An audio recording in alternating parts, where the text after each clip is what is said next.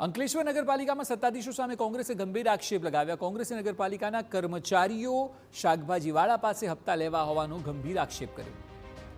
અંકલેશ્વરના 3 રસ્તા નજીક આવેલા શાક માર્કેટમાં નગરપાલિકાના ભાજપના પદાધિકારીઓ શાકભાજીના વેપારીઓ પાસેથી હપ્તા ઉઘરાવતા હોવાનો કોંગ્રેસે આક્ષેપ લગાવ્યો। કોંગ્રેસના મતે નગરપાલિકા તંત્ર શાક માર્કેટના વ્યવસ્થાપનમાં નિષ્ફળ રહ્યું છે અને તેઓ રોજમદાર કર્મચારીઓ પાસેથી હપ્તા વસૂલતાના આક્ષેપ થયા છે।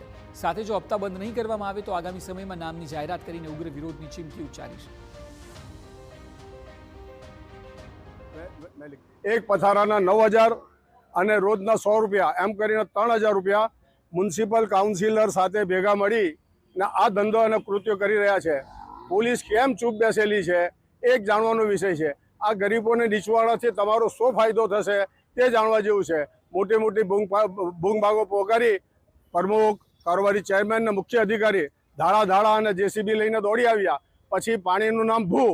હવે પછી આ લોકો કઈ ભાષામાં અને કઈ દિશામાં જવાના છે અને હપ્તા પદ્ધતિ ક્યારે બંધ થશે એક મોટો પ્રશ્ન છે।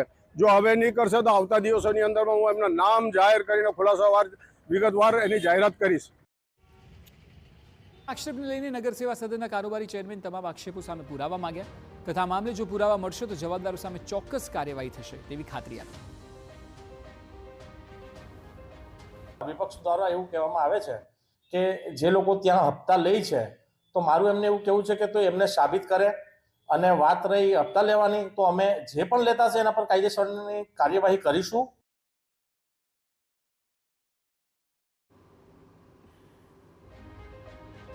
અંકલેશ્વર પાલિકામાં શાકભાજીના નાના વેપારીઓ પાસેથી હપ્તા વસૂલાતાના આક્ષેપોએ પાલિકાના રાજકારણમાં ગરમાવો લાવ્યો છે। હવે જોવાનું એ છે કે આ મામલે તટસ્થ તપાસ થાય છે કે મામલો દબાઈ જશે।